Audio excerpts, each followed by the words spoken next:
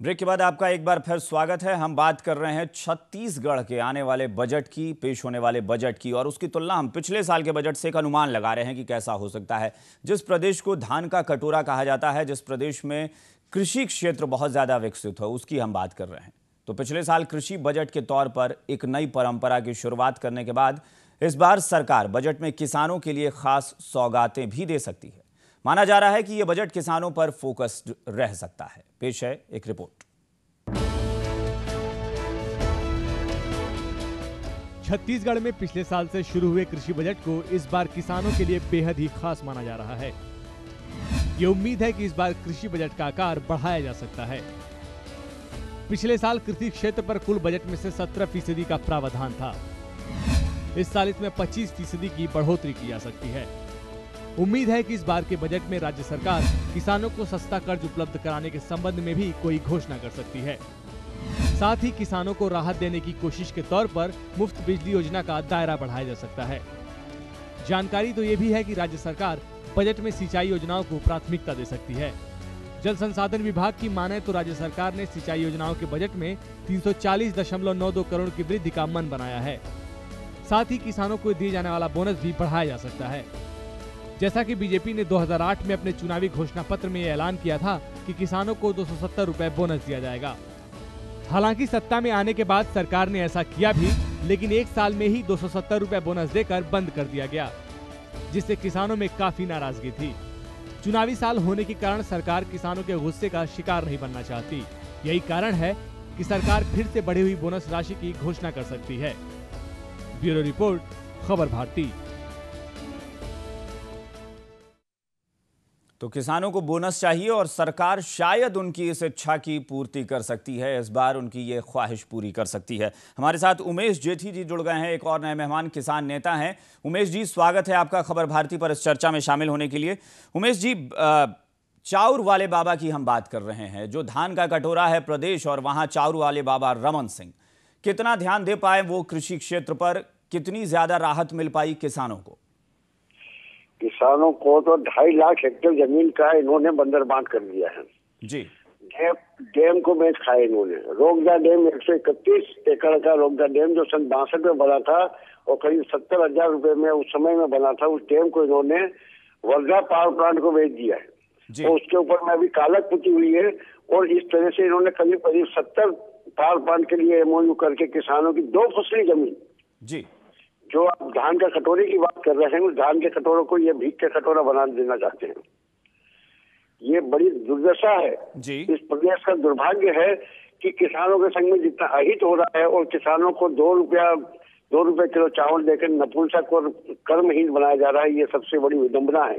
ये सुन लीजिए, रमन सिंह के लिए खास हिदायत है ये मेरी जी। लेकिन ऐसा तो नहीं कि उम्मीदें बढ़ जाती हैं, अगर सरकार ठीक ठाक दे भी रही हो तो उम्मीदें और बढ़ जाती हैं। नहीं, ये झूठे वादे करने वाले लोग हैं। राजनेता लुभाते हैं सीधे साधे किसान और सीधे साधे ग्रामीणों को, ये अपने माल जाल में फंसाते हैं। 2 रुपए किलो चावल उस समय लोगों को अच्छा लग रहा था, आज उसका परिणाम दिख रहा है कि आज पूरे प्रदेश में श्रमिकों का अकाल पड़ गया है।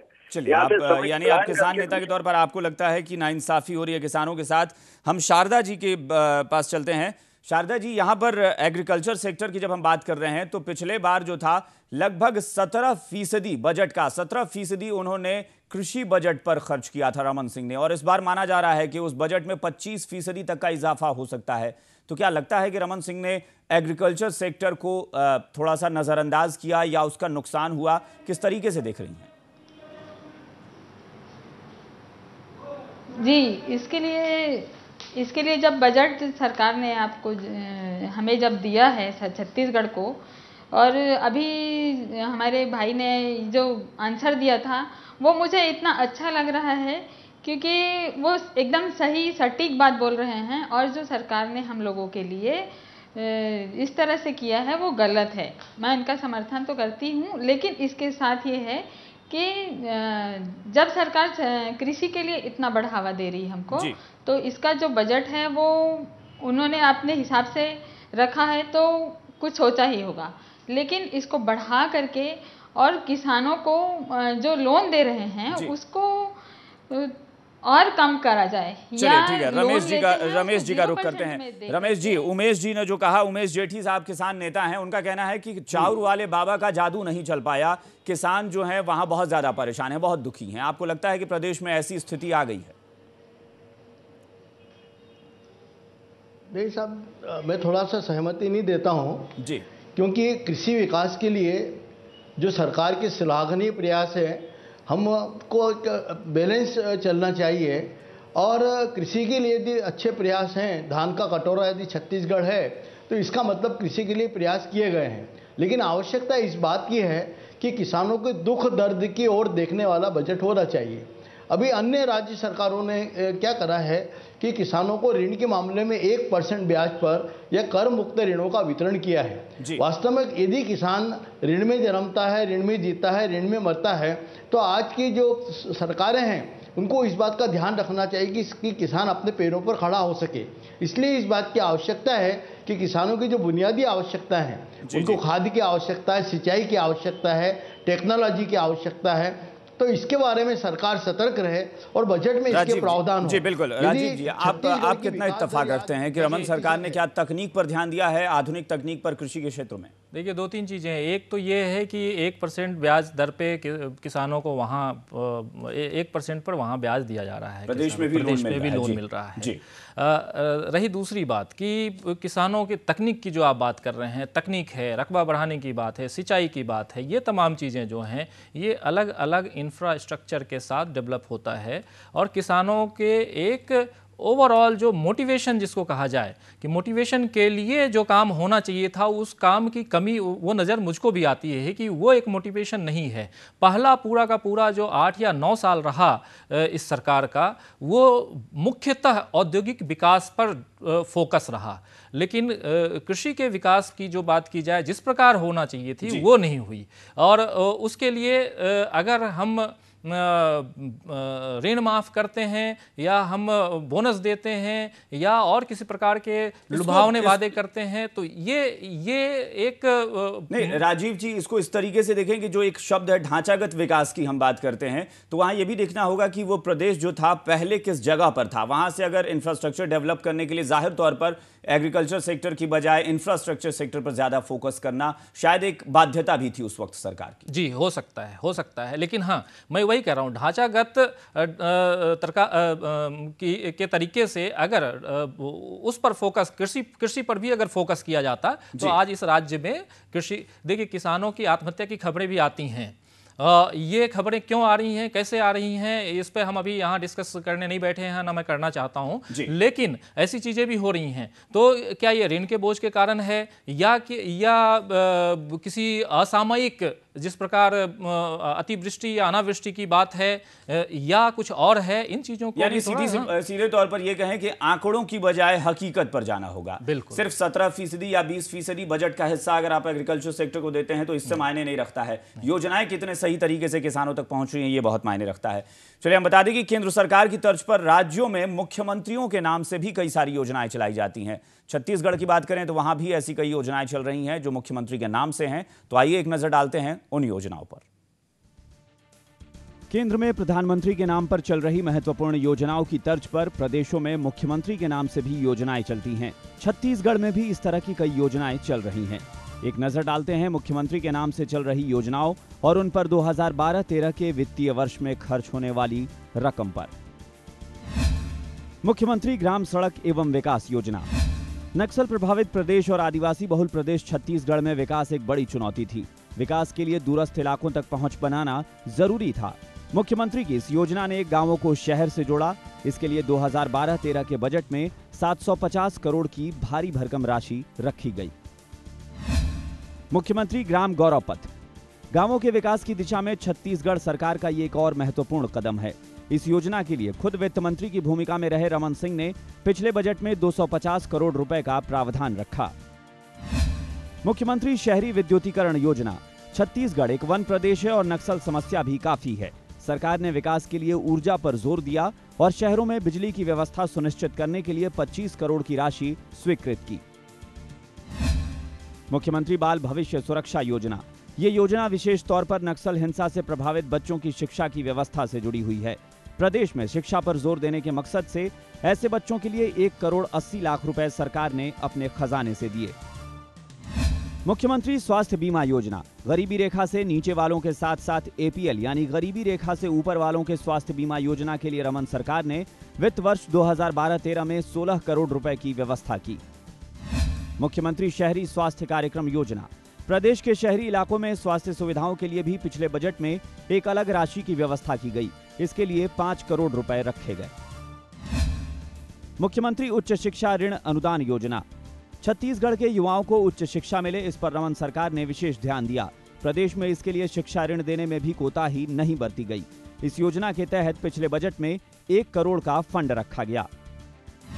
मुख्यमंत्री खाद्यान्न सहायता योजना, ये योजना प्रदेश सरकार की, खासतौर पर खुद सरकार के मुखिया रमन सिंह की सबसे चर्चित और पसंदीदा योजना है। वित्त मंत्री के तौर पर रमन सिंह ने इसके लिए 2012-13 के बजट में 700 करोड़ रुपए की बड़ी राशि दी। मुख्यमंत्री ग्राम उत्कर्ष योजना, प्रदेश के गांवों पर मुख्यमंत्री का सबसे ज्यादा जोर रहा है और इसके लिए अलग अलग योजनाओं में करोड़ों रुपए खर्च किए जा रहे हैं। मुख्यमंत्री ग्राम उत्कर्ष योजना में भी 105 करोड़ रुपए दिए गए। मुख्यमंत्री डैशबोर्ड योजना, सूचना प्रौद्योगिकी पर भी रमन सरकार का विशेष ध्यान रहा है। 9 साल के अपने अब तक के कार्यकाल में मुख्यमंत्री ने इस क्षेत्र को पूरी तवज्जो दी है। डैशबोर्ड योजना के लिए भी वित्तीय वर्ष 2012-13 में 1 करोड़ रुपए का बजट रखा गया। ये जितनी भी योजनाएं हैं वो लोक लुभावन हैं और सीधे तौर पर आम लोगों का हित इससे जुड़ा है। जाहिर सी बात है कि प्रदेश के मुखिया के नाम से चल रही इन योजनाओं को इस चुनावी साल में कम से कम नजरअंदाज नहीं किया जाएगा और उम्मीद है कि मुख्यमंत्री रमन सिंह, जो खुद वित्त मंत्रालय भी संभाल रहे हैं, इस वित्तीय वर्ष में भी इन योजनाओं पर दिल खोलकर खर्च करेंगे। ब्यूरो रिपोर्ट, खबर भारती।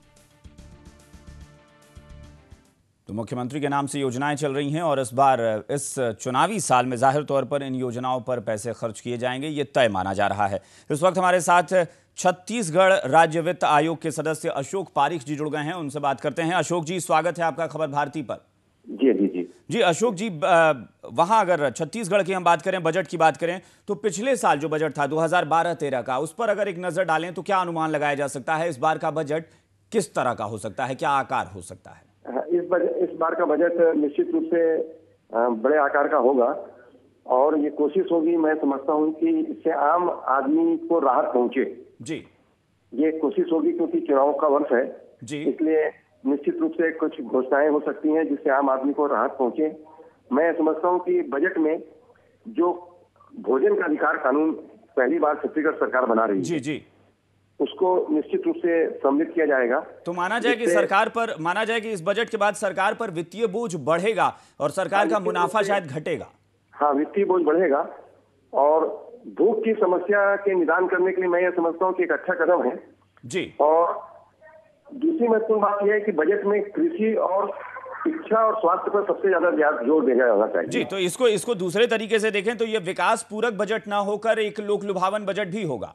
हाँ, निश्चित रूप से ये माना जा सकता है क्योंकि हमारे यहाँ पे कृषि की दशा खराब है, उसकी सुधार की ओर ध्यान दिया जाना चाहिए बजट में। जी। दूसरा, स्वास्थ्य और शिक्षा की स्थिति बहुत खराब है और इसमें मात्रात्मक वृद्धि हो रही है परंतु गुणात्मक विकास नहीं हो पा रहा है, इसलिए इस पर ज्यादा जोर दिया चलिए, आप हमारे साथ बने रहें अशोक जी, आप हमारे साथ बने रहें। पॉपुलिस्ट बजट होगा, अशोक जी का मानना है। जितेंद्र बरलोटा जी एक और मेहमान हमारे साथ जुड़ गए हैं, छत्तीसगढ़ चैंबर ऑफ कॉमर्स के महामंत्री हैं। जितेंद्र जी, स्वागत है आपका खबर भारती पर। जितेंद्र जी, आप हमारी आवाज सुन पा रहे हैं? हाँ, आ रही जी। जितेंद्र जी, यहाँ छत्तीसगढ़ के बजट पर अगर हम बात कर रहे हैं तो क्या अनुमान लगाएं? रमन सिंह का अब तक का जो फोकस रहा है वो कितना रहा है? व्यापार को लेकर, इंडस्ट्रियलाइजेशन को लेकर कितना फोकस रख पाए हैं और इस बार क्या अनुमान लगाया जा सकता है? देखिए, जहाँ तक रमन सिंह की बात है, रमन सिंह ने पिछले 9 साल में छत्तीसगढ़ में व्यापारियों को बहुत राहत दी है और जितने टैक्सों का सरलीकरण छत्तीसगढ़ राज्य में हुआ पूरे भारत में कहीं नहीं हुआ।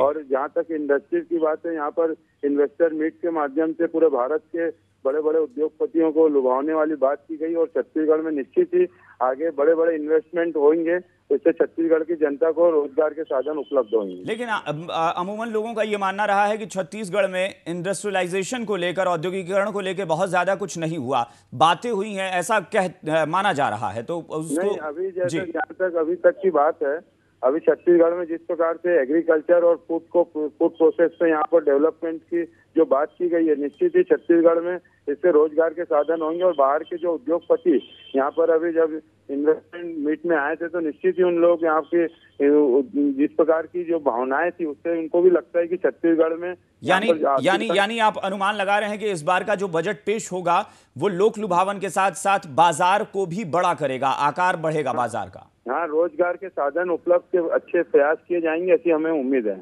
चलिए आप हमारे साथ बने रहें। राजीव जी, आपको क्या लगता है, जो कुछ अभी कहा जितेंद्र जी ने या फिर अशोक जी ने, उससे क्या लगता है कि वाकई बाजार जो है छत्तीसगढ़ का वो भी मायने रखता है कि कितना बड़ा है बाजार? बिल्कुल, बाजार तो मायने रखता ही है और इसी कारण बाजार को शुरू से ही ध्यान में रखते हुए बजट बनाया गया। और मैं बार बार जिस बात को कह रहा हूं और बाकी लोगों ने भी इस बात को दोहराया कि औद्योगिकीकरण के ऊपर मुख्यतः फोकस रहा है, लेकिन मैं ये बात भी कह रहा हूं कि कृषि को और सिंचाई के रकबे को बढ़ाने के लिए जो कदम उठाना चाहिए था, किसानों के हित में जो बात करनी चाहिए थी, जो जिस ढांचागत विकास की बात होनी चाहिए थी कृषि पे, वो नहीं हो पाया है। उद्योग बहुत फला फूला है, फल फूल रहा है, बेरोजगारी उससे बढ़ी है, कम हुई है, रोजगार के अवसर बढ़े हैं।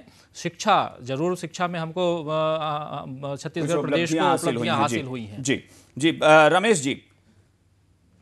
रमेश जी आपकी भी टिप्पणी इस पर चाहेंगे कि छत्तीसगढ़ का व्यापार जो है वो कितना बढ़ा हुआ देख रहे हैं और क्या अनुमान लगाया जा रहा है आने वाले, अगर इस फाइनेंशियल ईयर की बात करें तो कितना बड़ा व्यापार हो सकता है? व्यापार है वसति लक्ष्मी। व्यापार किसी जगह का मेरुदंड होता है जी। और इसलिए टैक्सेस जो होते हैं, टैक्सेस का व्यापार की वृद्धि समृद्धि पर बहुत बड़ा असर होता है। तो यहाँ पर इस बात की आवश्यकता है कि जो वेट टैक्स लगाए जा रहे हैं इसका संतुलन होना चाहिए और संतुलन में इस बात का ध्यान रखा जाए कि पड़ोसी राज्यों में वेट कर कितने हैं और जीएसटी जो अब कभी लागू हो सकती है, हालांकि इसके बारे में अभी पूरे देश के मुख्यमंत्रियों में सहमति नहीं है, लेकिन इस बात को भी ध्यान रखने की बहुत जरूरत है। नहीं, इस पर जाएंगे तो थोड़ा विवाद हो जाएगा जीएसटी को लेकर, लेकिन एक बार आपको रोकना चाहेंगे रमेश जी। अशोक जी हमारे साथ जुड़े हुए हैं। अशोक जी, चूंकि आप खुद वित्त आयोग के सदस्य हैं, अगर ऐसे अशोक जी संक्षेप में आपसे पूछें, अशोक जी आप हमारी आवाज सुन पा रहे हैं? चलिए, लगता है अशोक जी नहीं है। जितेंद्र जी आप हमारी आवाज सुन रहे हैं? हाँ, आवाज आ रही है। जी जितेंद्र जी, अगर आपसे संक्षेप में ये जानना चाहें कि अगर, चूंकि जाहिर सी बात है इंडस्ट्रीज को खुश करना है, किसानों को खुश करना है, आम लोगों को खुश करना है, महिलाओं को खुश करना है, युवाओं को खुश करना है, सबको खुश करना है, लेकिन यहां पर यह है कि आखिर संसाधन पर खर्च तो करेंगे लेकिन कहां से फंड लाएंगे, कहां से जुटाएंगे पैसे? कौन कौन सा सेक्टर हो सकता है जिस पर रमन सरकार रेवेन्यू जनरेट के मकसद से फोकस करे? देखिए साहब, संसाधन जो यहाँ पर है उसका जो उपयोग होएगा जी, उससे निश्चित ही फायदा होगा और खासकर जो यहाँ पर वेट का सरलीकरण किया गया है जी, उससे अन्य राज्यों के कंपेयर में छत्तीसगढ़ में व्यापार बढ़ रहा है और राजस्व की बढ़ोतरी हो रही है साहब। आज हमारा राजस्व 8,000 करोड़ पहुंच गया है और जिस प्रकार से राजस्व बढ़ते जा रहा है, संसाधन बढ़ते जा रहे हैं, निश्चित ही सरकार को राजस्व की कमी नहीं होगी। कर्मचारियों की तनख्वाह बढ़ेगी तो सरकार पर बोझ बढ़ेगा, लोगों के सामाजिक हित की अगर चिंता होगी तो सरकार का बोझ बढ़ेगा। लेकिन मेरे ख्याल से एक जो राजीव जी लगता है कि जैसा कि हमने कहा कि एक तो इंफ्रास्ट्रक्चर, जैसे नया रायपुर का विकास हुआ, वो चीज़ें हैं, या फिर एग्रीकल्चर सेक्टर है, या फिर इंडस्ट्रीज को बढ़ावा देना है, ये सब ऐसे सेक्टर्स हैं जिससे रेवेन्यू आएगा, शायद सरकार को फायदा हो। बिल्कुल सही है, क्योंकि कई ऐसी चीज़ें हैं जिस पे इंफ्रास्ट्रक्चर, देखिए, डेवलप करना एक अलग बात है, लेकिन रोजगार की सुविधाएं देना और ऐसे अवसर उपलब्ध कराना, ये लगातार छत्तीसगढ़ में हो रहा है। अभी पिछले दिनों सोलर एनर्जी की बहुत सारी बातें हुई हैं और कई ज़िले आज, खासकर रायपुर, जो नया रायपुर बना है वो भी सोलर एनर्जी बेस्ड है, तो ये भी एक रोजगार का अवसर है। तो ये चीज़ें तो हो रही हैं। लोग अगर बाहर से आ रहे हैं, उद्योगपति बाहर से आ रहे हैं, उद्योग लगाने की कोशिश कर रहे हैं, तो पैसे आएंगे। ये आपने बहुत अच्छी बात कही सोलर एनर्जी की, राजीव जी। जाहिर तौर पर अगर सरकार को लगता है कि संसाधन नहीं है और सरकार के पास ऐसा नहीं है कि विद्युत उत्पादन को बढ़ाया जाए, तो सोलर एनर्जी पर फोकस कर रही है सरकार।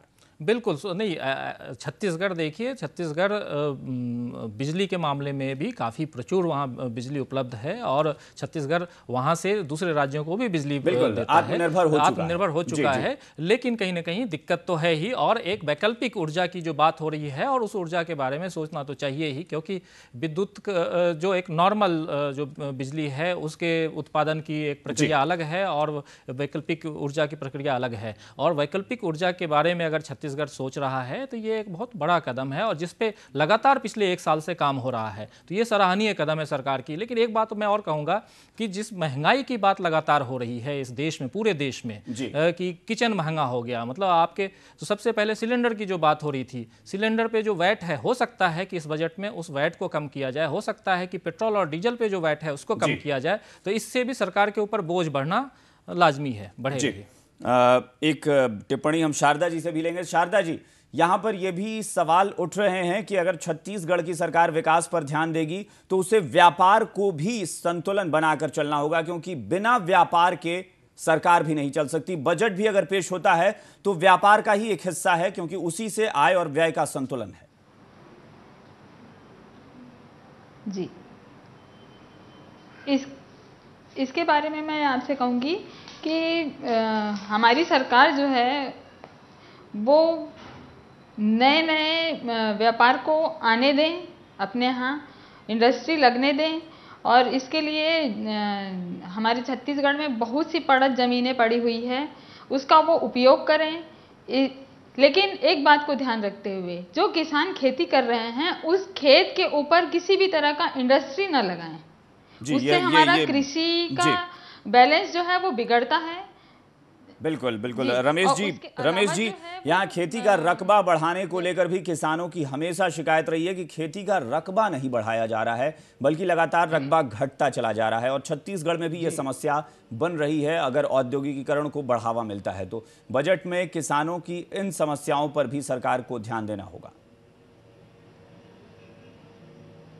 निश्चित रूप से आप सही बोल रहे हैं, और खेती का रकबा, सिंचाई, खाद की सुविधाएं और तकनीकी, इन सब के मामले में सरकार यदि प्रयास करती है तो किसानों की समृद्धि होती है। लेकिन फिर भी छत्तीसगढ़ के लिए यह उजला पक्ष है कि यहाँ की विकास दर 10% है, और पिछले 9 वर्षों का अनुभव रमन सिंह जी के पास है। तो निश्चित रूप से जिस प्रकार से उन्होंने अच्छे बजट के आधार पर इस प्रदेश को विकास के द्वार पर पहुंचाया है, तो यह जो अंतिम वर्ष का बजट है, चाहे लोक लुभावन हो, लेकिन यदि ये लोगों को कुछ देता है तो यह भी समृद्धि की ओर जाता है और निश्चित रूप से इससे प्रदेश को लाभ होता है। राजीव जी, कृषि का रकबा बढ़ाने की जो चिंता है वो क्या सरकार दूर कर पाएगी? देखिए, इस पे तो लगातार बात हो रही है और ये होना भी चाहिए। दूर कितना कर पाएगी ये तो, क्योंकि देखिए अब सरकार के पास समय नहीं है, बिल्कुल कम समय है। 6-8 महीने में क्या सरकार कर पाएगी ये कहना मुश्किल है। लेकिन ये एक चिंता का विषय है जिसमें अगर किसानों के हित की बात, किसानों के दुख की बात और किसानों के लाभ की बात अगर हम ना करें तो फिर कल को तो महंगाई और बढ़ेगी। नहीं, जैसा कि हमने कहा कि ये एक व्यापार है, ये आप भी जानते हैं कि जब भी किसी भी प्रदेश की वित्तीय स्थिति के बारे में बात करेंगे तो एक व्यापार की तरह से उसे देखेंगे, और जिस क्षेत्र में आपको मुनाफा होता है आप उसी पर फोकस करें, यही बेहतर है। अगर आपको लगता है कि वहां पर एग्रीकल्चर सेक्टर ही आपको ज्यादा मुनाफा देता है तो रमन सरकार को चाहिए कि वो किसानों के हित की बात करें और कृषि क्षेत्र पर फोकस करें।